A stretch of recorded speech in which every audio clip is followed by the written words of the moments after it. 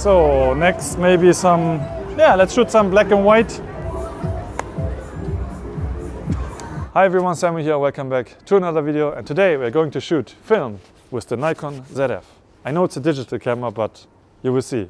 It will look like film, it will feel like film, so why shoot film? No, this is not a film versus digital, but I thought it would be fun to treat this Nikon ZF camera with all these retro dials like a film camera. And I also have this vintage looking Voigtländer 40mm f2.8 Heliar lens. A really nice lens. It came out a few years ago, so it is quite sharp, but it also gives you a very analog look. If you shoot wide open, for example, the edges are a little soft, so it has a lot of character, and I love this setup for street photography. And then I'm also going to pair it with new Film Emulation Profiles that Cobalt Image recently released. Cobalt Image, I made a video about them. You can check it out somewhere here, where I go more into detail what they're doing. But basically they are doing very scientific color calibration profiles. For example, if you are a wedding photographer or event photographer using multiple camera systems, you buy a basic profile from them to match all your camera systems to give you the same color output. And then they also offer digital emulations of other digital cameras. For example, I use a Ricoh GR3 positive film profile with all my Nikon files at around 30%, and that has become my main color palette, and I really enjoy it. It has become my signature look. And then a week ago they sent me some of their new film emulation packs, which include like Kodak Portra film, Fuji Velvia, some slide film, also some black and white film, and they are claiming that their film profiles are the most accurate available at the moment. And based on their other profiles, I'm pretty sure that that's probably true. Usually when you calibrate your camera, you use a color checker. It has like 24 color patches, but they use like 1,000 patches or something like that. I'm not quite sure. I will show you here a little link to their website. For them, it's all about fidelity, like how well you can reproduce a certain look. So I'm pretty excited to test it out today. They come in 3 versions. They have a non-balanced version, which mimics the look you are probably familiar with, because let's be honest, we all don't really know how film looks like, because it depends on the lab, how you develop it, how you scan it, right? And then the temperature. So you don't often see exactly the authentic film look. And then they also have a balanced version, which is more neutral. And then they also have a linear version, which is for people who really want to do some heavy editing. It gives you a great starting point. So yeah, today I'm going to use the setup and show you photos using these profiles. The weather's pretty nice so far, but weather forecast says it's going to be overcast and raining also a little bit. So if I don't get any sunny photographs today, I will have to use some of the photos from my archive. But that's the beauty with digital, that you can go back and re-edit your raw files and apply a new profile, and then basically you get a different look. You can't really do that with film, right? If you shoot Fuji Velvia and you're like, oh, I wish I shot that on Kodak Portra 800, you can't really do that. But here, you can do it now. But this is not a digital versus film. I just thought it would be fun to do this. And then later in this video, we will have a little commercial break looking at some new camera pouches from WOTANCRAFT. They came out with some new pouches for compact cameras, for Ricoh GR or X100 camera. I think they're pretty cool. So yeah, let's take some pictures. Don't expect amazing photos today. I will try my best, but you know, I only have this day to take photos, and we are shooting here at the Fun Fair in Hamburg, Hamburger Dome. And I kind of shot this to death, and it's not really a place that I get inspired by. Lots of crazy colors, but it could be a good place to test out these profiles. All right, let's put in some Portra in this camera. So how do you load film in a digital camera? It's actually quite easy. You open your camera like this, you take your film, here it is, you put it in here, close the camera, turn it on, and now you can shoot for free and unlimited. Well, it's not quite for free. The profile is like 80 bucks or so, so it's quite expensive, but you know, you only have to pay once. Okay, let's go.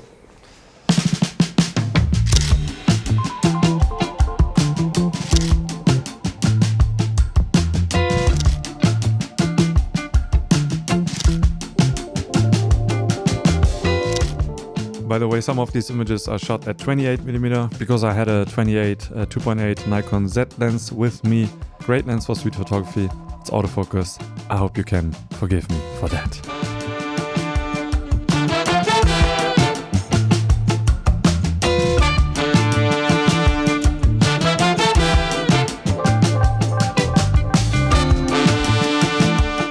Okay, time to change some film.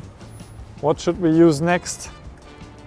Oh yeah, let's use Fuji Positive. Loading. Let's go.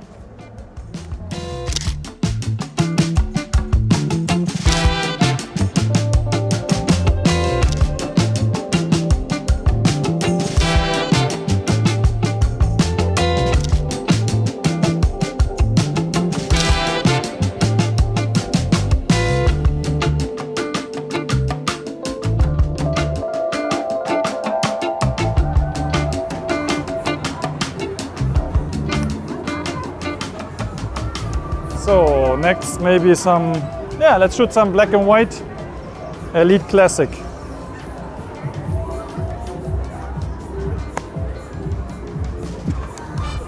Let's go.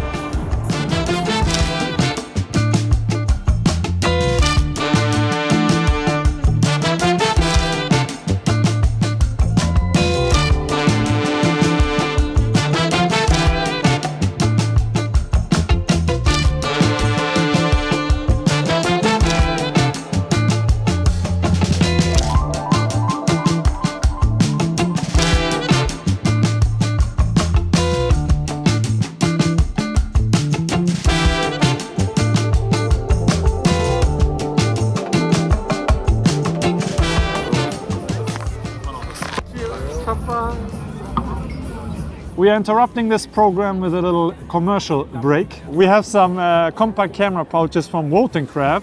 Here they are. I don't know if you can see them because my screen is on the other side of this phone. They just recently came out with these ones. They sent me 2 of them without any strings attached. They didn't even ask me to make this video, but I want to return the favor because I'm really liking their camera straps and their Pilot messenger bag.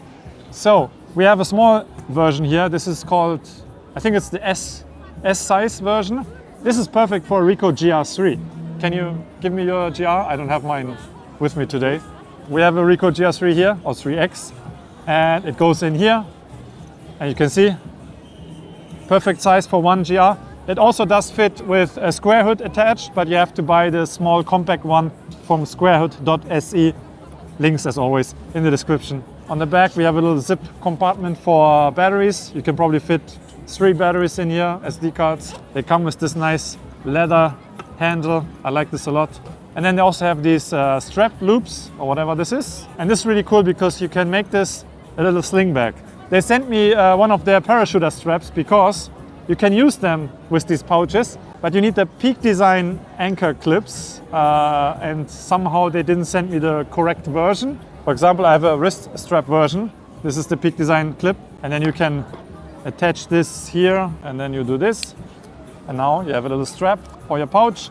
And that's cool if you want to use the parachuter strap.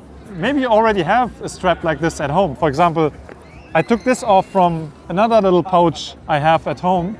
It's very cheap quality, but they have these hooks here. And then I can just do this. And now I can carry this as a little sling bag. Have my Ricoh GR ready to come out. So that's the small one. Then we also have a M size model. This one does fit an X100, Fujifilm X100 camera, even with a square hood attached to it, or lens hood. Yeah, it's just a little bit bigger, but still very compact. I tried fitting my Nikon ZF with this small Voigtländer lens, but it doesn't quite fit. So unfortunately I can't use this pouch. But I might use this to carry an extra lens, some other accessories, my wallet maybe. In summer this will be very handy. Yeah, you can find links in the video description to their website. It's actually a very reasonable price, I think $39. It's okay, it's a good price. Water repellent surface. It should keep your gear dry. And we also just found out that David here has a little sling bag with a strap that is detachable. So you could use this strap with one of these pouches. Check them out, link in the description. I think it's very handy for people with small, compact cameras. So wait, gotta rewind my film. All right, so that goes in my pocket. Next one I'm going to use, I think this is the last one. Elite Kodak. This includes Kodak Gold, some other Kodak films, Ektar 100, should be good. So, ready to go. Rock and roll.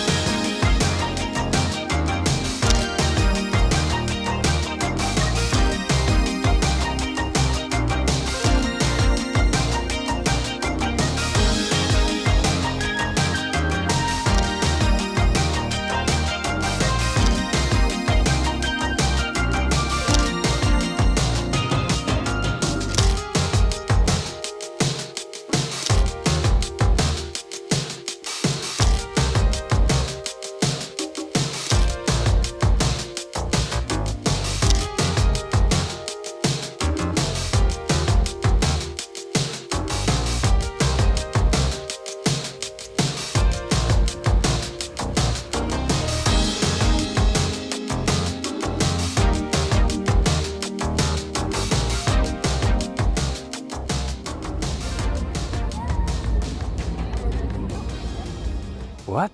Is this supposed to make me believe that this is film? This looks way too digital. It's way too sharp, and that grain doesn't look like any film grain at all. It wasn't meant to look exactly like film. It's more about getting the same color palette as film. The blacks are way too deep, and where's all the color cast and imperfections? Why don't you just shoot film? Get the real deal, man. Well, for me, the biggest reason is time. You know, I have a kid, I'm freelance, I can't even take care of this property, so there's really no time to develop and scan film. Ah, come on, that sounds like an excuse for being lazy. Don't you want to be a real photographer? Real photographers shoot on film. Well, I guess real photographers wouldn't really care if you shoot film, but hey, thanks for pointing that out. I will exchange this camera to an M6 and get me one of those shorty straps and a cap like yours. Thank you. You know what? Let me show you how it's done. Let me load some real film. Let me open this Nikon F100. Come to the dark side and shoot digital. Wait, did you do... What the... Bro!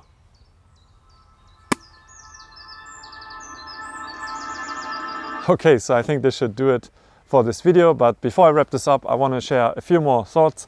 So first of all, my goal was not to prove to you that you can emulate film by using some of these profiles. But I think we got very close, and I wanted to show you that by using a camera that is fun to use and combining it with a fun mani-focusing lens like this one here, you get very close to the film photography experience. Personally, I don't really care too much about film looks, about grain, about halation and all these imperfections that people appreciate with film. I like film. Film looks very pleasing to me. I appreciate good film photography, but I just can't justify all the baggage that comes with film. I don't have time to scan and develop, not to mention the cost of actually buying film, and you get 36 exposures, you know, yeah, great, limitations. I don't like limitations. I want to be free to do what I want, and as much as I want, as fast as I want. And I can still take my time. In Photoshop and Camera Raw, I take my time, edit my photos. I actually don't take that much time, but with digital, I get to a result that I really like. And everything else that I really like about film photography, like having a distance scale on my lens, mani-focusing, aperture ring, and all this tactile experience, I can also get that with some digital cameras. Exhibit A. So yeah, it was a lot of fun using this camera combined with these film emulations. My personal favorite, definitely Kodak Portra 800.